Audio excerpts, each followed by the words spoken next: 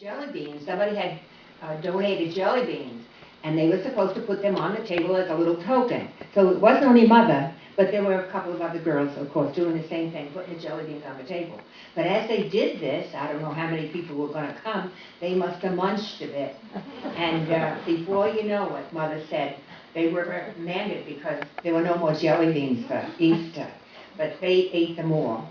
But funny things she told me, the Salvation Army never hit her or hurt her. And maybe that isn't even a thing to talk about. But she also would tell me that there were neighboring orphan homes that would transfer to the Salvation Army. And they would tell my mother how oftentimes if they did something wrong, they had a good spanking or beating for it. But that wasn't the way with Mother.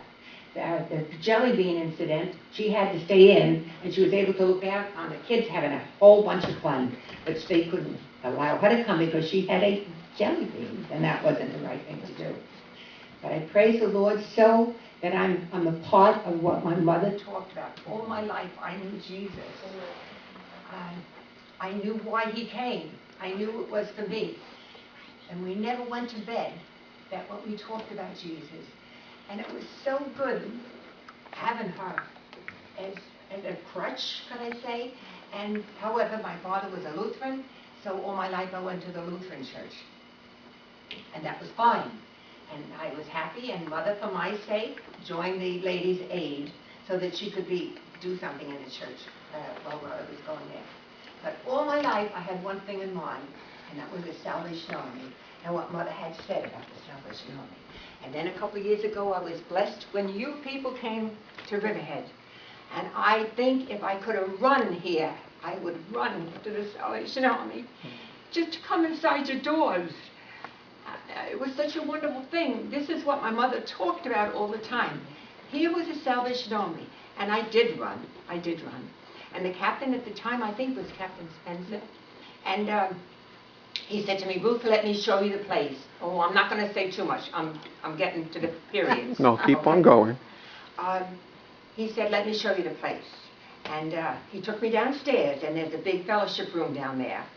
And I stood with him, and he kindly put his arm around my shoulder.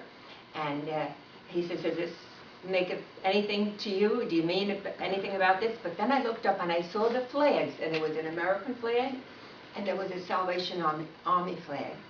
And instead of being happy and saying, thank you, I'm so grateful, I stood there and cried like a baby and couldn't stop crying because it was my mother was there and I was going to be a part of this. And that seems awfully silly, I know, to you kids. Why was I crying? But ladies cry sometimes when they're happy. And I was happy, okay?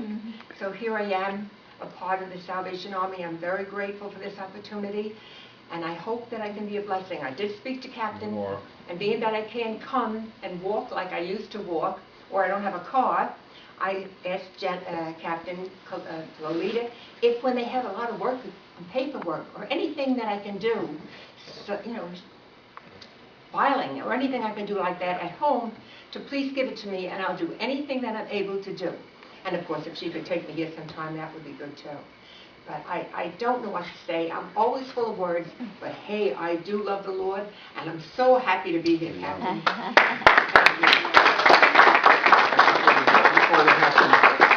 Have some questions. Oh, Lolita is saying, what about the song your mother? Well, she taught me a lot of songs, but I haven't got a good voice, but I have a heart full. Can I sing it to you? Sure. Is that right? Yeah, please. When I went first to the army,